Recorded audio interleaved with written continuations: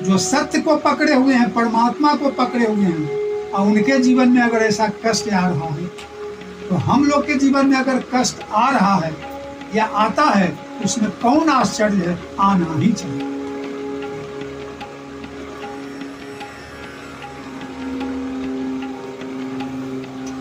कंस निश्चिंत होकर अब रहने लगा। समय पाकर वसुदेव जी को पहला पुत्र हुआ, जिसका नाम उन्होंने रखा कीर्तिमान। अपनी सत्यवादिता का प्रमाण देने के लिए अपने बच्चे को गोद में उठाकर संतरी ने हथकड़ी खोल दिया, अब चलिए ले। अपने बच्चे को लेकर कंस के पास गए। कंस ने कहा, धन्य हो वसुदेव, तुमने अपना वचन, अपनी सत्यवादिता प्रमाणित कर दी। मैं ऐसा न सोचता नहीं था। जाओ, तुम्हारी सत्यवादिता से प्रसन्न होकर इस बालक को मैं नहीं मांगा, तुम ले जाओ। वसुदेव जी खुश भी हुए, लेकिन खुश नहीं भी हुए। इसलिए अभी छोड़ रहा है, इसकी बुद्धि कब बदल जाएगी पता नहीं। लेकर चले आए जेल में। पुनः संतरी ने गेट लगा दिया, हाथ में हथकड़ी ले ली। नारद जी भगवान के मन है। भगवान को जब कुछ करना होता है तो नारद जी के माध्यम से सूचना भी दिलवा देते हैं संसार को, और संसार की सूचना भी मंगवा देते हैं। नारद जी को भगवान का मन कहा। ऐसे नारद जी भगवान के 24 अवतारों में तीसरे अवतार हैं।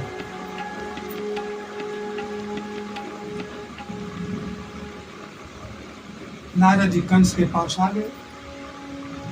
कंस सबका स्वागत करते थे। कहा, महाराज पधारिए।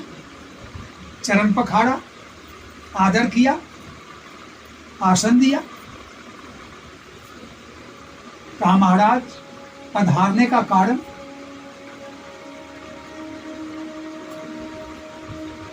नारद ने कहा, राजन, मैं तुम्हारे हित के लिए आया हूं, मेरा कोई तुमसे लेना देना नहीं। कंस बड़ा खुश हुआ, आप मेरे लिए आए हैं, आपको मेरा बार बार धन्यवाद। कहिए क्या है? तो कंस, मैं तुम्हें एक पहेली बुझाने दूं, उसे तुम अच्छी तरह बुझो। तुम 8 लकीर जमीन पर खींचो। कंस खींच दिया। कहा, तुम उधर से गिरो, तो उधर वाला पहला होगा और इधर वाला 8वां होगा।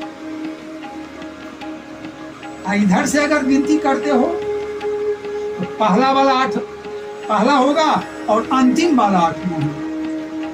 अब तुम समझो, अगर उस ओर से गिनते हो तो इधर वाला 8वां होगा, अगर इधर से गिनती करते हो तो उधर वाला 8वां होगा। इसका मतलब 8वां कोई भी हो सकता है। कहा, महाराज अभी अभी तुमने वसुदेव जी के पुत्र को छोड़ा, तुमने यह समझकर कि पहला है, डर है मुझे 8वां से। जो मैंने तुमको बताया उसके अनुसार यह भी 8वां हो सकता है। कंस की बुद्धि मारी गई, काल सवार था, पकड़ ली बात उसने। कहा, बात तो सही है, इतना कहकर नारद जी चले। कंस ने सोचा, हाँ यही अगर 8वां हो गया तो तुमको मार ही देगा। या सोच कर वो चला आया खाने में, और देवकी की गोद से उस बालक को ले लिया और वहीं पर पत्थर पर पटक करके उसे मारा।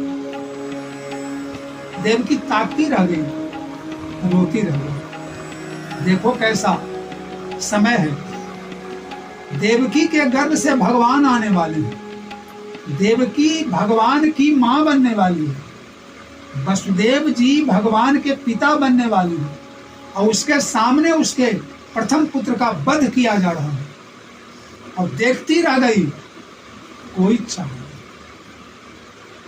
कर्म में जो लिखा है वह आपको भोगना पड़ेगा, उसे कोई नहीं मिटा सकता। जिसके गर्भ से भगवान लेंगे उसके प्रथम बच्चे को कोई मार सकता है, लेकिन मार सकता है, देखिए विधि का लिखा कौन नहीं। अगर आज किसी का बच्चा मरे, क्या हम लोग के तो बच्चा भगवान बनेंगे नहीं, उनका बेटा बनने वाले हैं, और उसका बेटा छोछो का सामने जा रहा है, लेकिन बर्दाश्त कर रही है और सह रही है, और कोई चारा नहीं।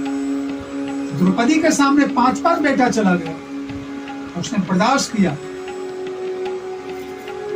भगवान सामने है, सुभद्रा का पुत्र, अकेला पुत्र अभिमन्यु चला गया। भगवान का भगिना, भगवान की सगी बहन सुभद्रा, अर्जुन सगे बहनोई, सामने से बच्चा गुजर गया। भगवान देखते रह गए, कुछ नहीं किया। द्रौपदी के 5 पुत्र मारा गया, भगवान कुछ नहीं किया। जो होना है वह तो हुआ। ब्रह्मा जी कौन है? भगवान का तो रूप है, विधान उन्हीं का तो है। ब्रह्मा का विधान थोड़े भगवान का विधान। होनी सबके साथ होती है। इसे किसी आदमी को न समझना चाहिए कि हम इतना धार्मिक हैं, इतना भजन करते हैं, फिर भी हमारा बेटा, हमारी बेटी जा रही है। अरे भगवान जी से गर्भ से जन्म लेने वाले हैं, उनका बेटा जा रहा है, हमारा तुम्हारा गया, उसमें क्या आश्चर्य है?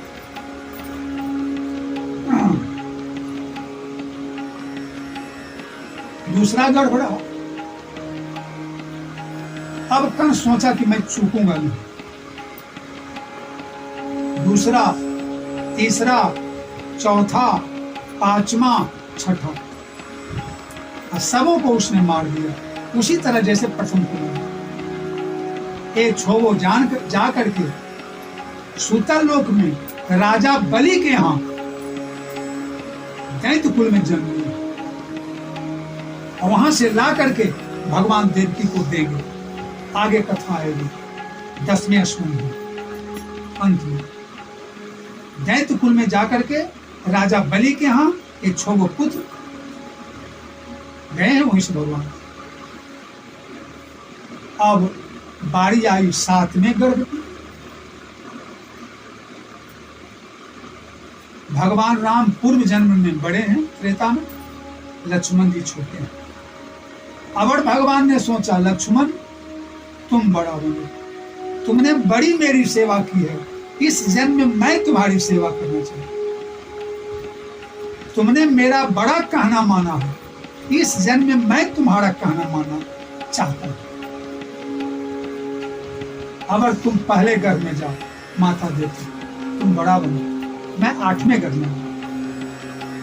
वही लक्ष्मण जी जो शेषावतार हैं, जिसे फनीस भी कहते हैं, देवकी के 7वें गर्भ में पधारे।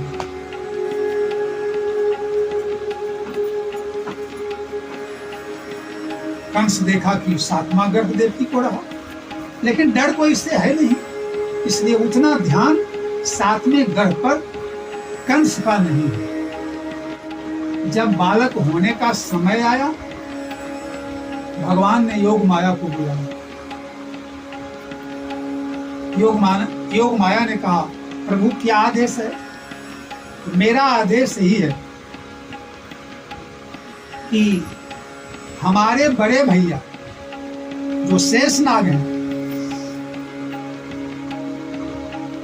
माता देवकी के 7वें गर्भ में पधारे हुए, उन्हें तुम खींचकर ले जाकर गोकुल में रोहिणी के गर्भ में डालो। ये रोहिणी कौन है? वसुदेव जी की ही पत्नी है।